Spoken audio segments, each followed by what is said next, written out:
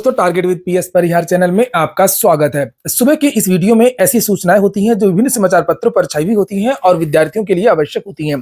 तो आइए शुरू करते हैं और देख लेते हैं कि आज के समाचार पत्रों में विद्यार्थी जीवन से संबंधित कौन कौन सी सूचनाएं हैं। तो वीडियो को जल्दी से लाइक कर दें, शेयर कर दें और जिन छात्रों ने चैनल को अभी भी सब्सक्राइब न किया हो तो जल्दी से सब्सक्राइब कर लें ताकि आप लोगों को इसी प्रकार की ऑथेंटिक अपडेट्स सबसे पहले मिलती रहे।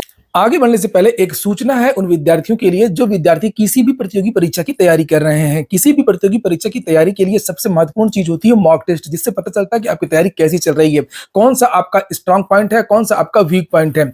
और उसके लिए यहाँ पर बेस्ट प्लेटफॉर्म है टेक्स्ट बुक, जिसे आप लोग यहाँ पर देख रहे हैं। इसमें एक ऑफर है 8 से लेकर के 10 मार्च तक के लिए। आज है 9 मार्च और यहाँ पर जो इसकी ईयरली पास टेक्स्ट बुक का हुआ करता है, जिसमें आप लोगों को लगभग 700 भर्तियों के साथ 70,000 से ज्यादा मॉक टेस्ट मिलते हैं।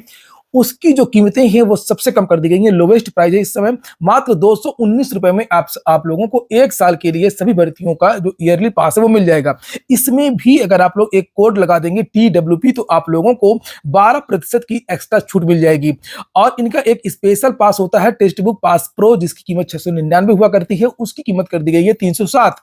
इसमें भी अगर आप कोड लगा देंगे तो इसे आपको 12% की एक्स्ट्रा छूट मिल जाएगी। लिंक मैंने इसकी डिस्क्रिप्शन बॉक्स में दे दी है, तो आप लोग जल्दी जाकर के इस ऑफर का लाभ ले सकते हैं। चलिए शुरू करते हैं। बात कर लेते हैं रेलवे की नई भर्ती की। रेलवे से टेक्नीशियन भर्ती का जो विस्तृत विज्ञापन है वो जारी हो गया है। लिंक भी इसकी एक्टिवेट कर दी गई है और इसके बारे में मैंने कल भी वीडियो बनाया था, आप लोगों ने देखा होगा। और लिखा है कि जारी नोटिफिकेशन के अनुसार 9,144 पदों पर भर्तियां की जाएंगी। इन पदों पर लिखा हुआ है कि आवेदन की प्रक्रिया शुरू नहीं हुई है और ऐसा नहीं, शुरू हो चुकी है। रेलवे भर्ती बोर्ड की ओर से जारी नोटिफिकेशन के अनुसार इस वैकेंसी के लिए आवेदन की प्रक्रिया 9 मार्च 2024 से शुरू होगी। इसमें आवेदन करने के लिए कैंडिडेट्स को 8 अप्रैल 2024 तक का समय मिलेगा और इसकी जो परीक्षा है वो अक्टूबर या दिसंबर में आयोजित हो सकती है। इसमें टेक्नीशियन की 2 प्रकार की भर्तियां हैं। एक है टेक्नीशियन ग्रेड फर्स्ट और दूसरी है टेक्नीशियन ग्रेड थर्ड।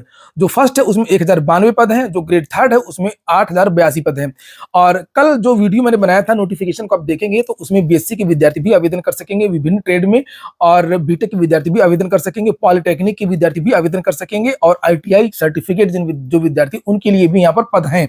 तो जाकर के आप लोग और आवेदन कर सकते हैं। कोरोना काल की वजह से 3 वर्ष की आयु में छूट भी दी गई है। पहले जो भर्तियां आई हैं उसकी बात कर लेते हैं, उसके बाद में अन्य मुद्दों पर चर्चा करेंगे। जैसे PGI में 1803 पदों पर भर्ती के लिए विज्ञापन जारी हुआ है, लेकिन नौकरी की आस में बैठे बेरोजगारों के लिए खुशखबरी है कि PGI और लोहिया संस्थान में बम्पर भर्तियां निकाली गई हैं। इसमें स्टाफ नर्स से लेकर के लिपिक संवर्ग की भर्तियां शामिल हैं। PGI में 1803 पदों पर भर्ती निकाली गई है। सबसे ज्यादा 1426 नर्सिंग ऑफिसर की भर्ती होगी। इसके अलावा जूनियर इंजीनियर टेलीकॉम, ये देखिए लिखा हुआ है, में 1 और सीनियर एडमिनिस्ट्रेटिव असिस्टेंट के 40 व 22 स्टोर कीपर भर्ती किए जाएंगे।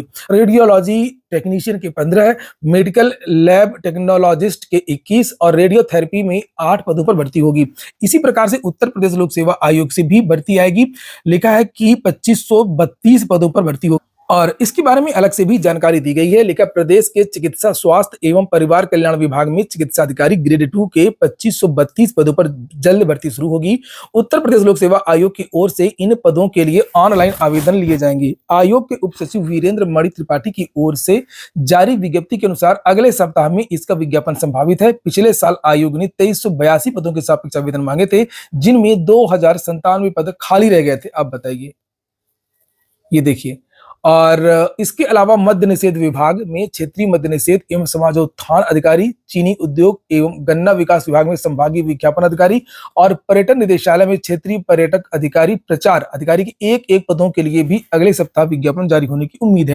CUET का कंफ्यूजन दूर हो गया है। पहले इलाहाबाद विश्वविद्यालय CUET की वेबसाइट में नहीं था, लेकिन अब ये शामिल हो गया है। अब जो विद्यार्थी इलाहाबाद विश्वविद्यालय में एडमिशन लेना चाहते हैं वो CUET का आवेदन कर सकते हैं।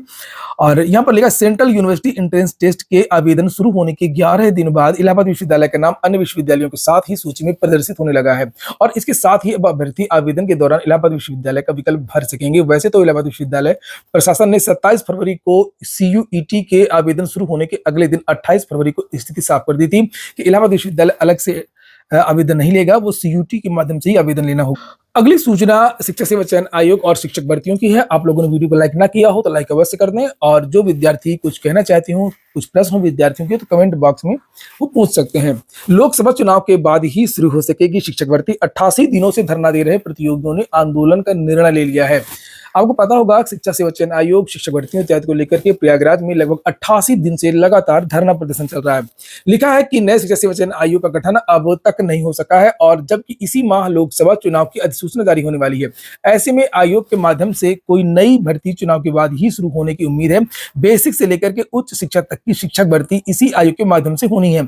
नए आयोग के अध्यक्ष व सदस्यों की नियुक्ति के लिए आए आवेदनों की स्क्रीनिंग की प्रक्रिया पूरी हो चुकी है। अब इनकी नियुक्ति का इंतजार है। नए आयोग के गठन के बाद पुरानी लंबित पड़ी भर्ती परीक्षाएं शुरू कराई जा सकेंगी। अशासकीय महाविद्यालयों में असिस्टेंट प्रोफेसर के 1017 पदों और अशासकीय माध्यमिक विद्यालयों में सहायक अध्यापक टीजीटी वो प्रवक्ता के 4163 पदों पर भर्ती लंबित है। तो वही पूरी कहानी है कि कब आवेदन हुए थे, कितने विद्यार्थियों ने आवेदन किया था, लेकिन यहाँ पर लिखा कि मंगलवार को अभ्यर्थियों, यहाँ पर ये देखिए आयोग का गठन तत्काल किए जाने की मांग को लेकर के सिविल लाइंस के पत्र गिरजाघर के पास युवा मंच के बैनर तले 88 दिनों से विद्यार्थी धरने पर बैठे हैं। मंगलवार को अभ्यर्थियों ने निर्णय लिया है कि बुधवार तक नए आयोग का गठन नहीं हुआ है, प्रदेश व्यापी आंदोलन शुरू कर दिया जाएगा। अगर नए आयोग के गठन से पहले चुनाव की अधिसूचना जारी हो जाती तो आयोग कोई नई भर्ती शुरू कर देता। अच्छा, कमेंट बॉक्स में एक बात बताएं कि अगर यही चीजें लोक सेवा आयोग की भर्ती, पीसीएस इत्यादि को लेकर के चीज होती या आरओ भर्ती को लेकर के होता, भंग कर दिया जाता लोक सेवा, तो क्या ये छात्र बैठे रहते जिस तरीके से ये टीजीटी पीजीटी के छात्र बैठे रहते हैं? सोचने वाली बात है। आप कमेंट बॉक्स में बताएं।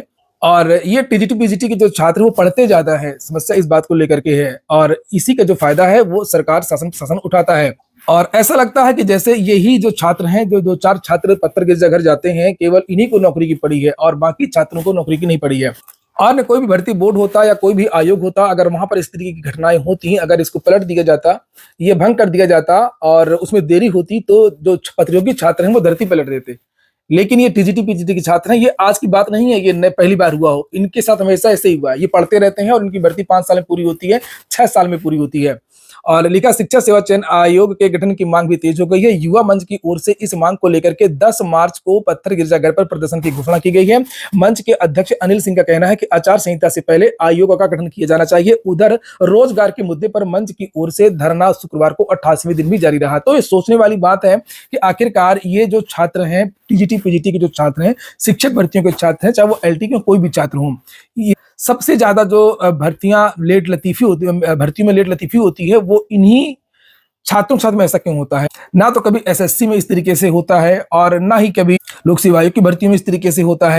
चलिए छोड़िए, और अगली जो सूचना है अभ्यर्थी अंत, यूपी बोर्ड की बात हो रही है। अप्रैल अंत या मई के पहले सप्ताह में परिणाम जारी होने की उम्मीद है। अंतिम दिन 2 लाख छात्र देंगे परीक्षा।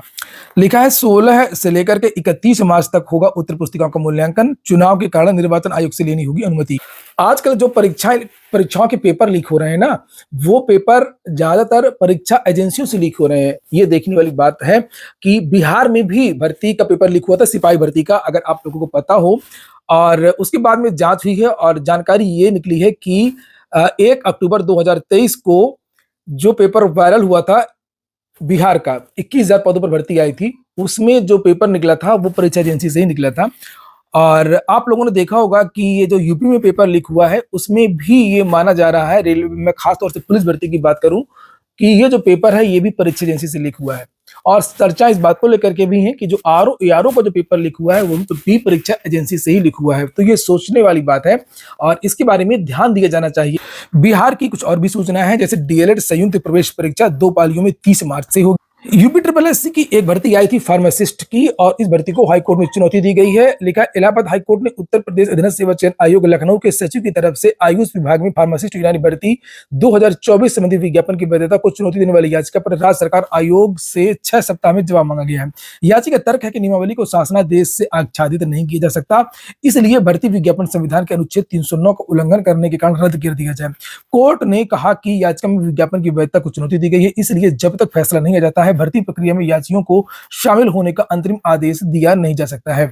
तो ये विद्यार्थी आवेदन करना चाहते हैं और लिखा है कि इसमें इनको शामिल होने के लिए हाईकोर्ट ने अभी तक कोई आदेश नहीं दिया है। बिना पीईटी पास कोई भी विद्यार्थी अब यूपी SSC की भर्ती में शामिल नहीं हो सकता है। तो ठीक है दोस्तों, ये हो गया आज का वीडियो आपको अच्छा लगा हो, आपके काम का हो तो लाइक अवश्य कर दें। जिन छात्रों ने चैनल को सब्सक्राइब न किया हो सब्सक्राइब भी कर लें। पूरा वीडियो सुनने के लिए बहुत बहुत धन्यवाद।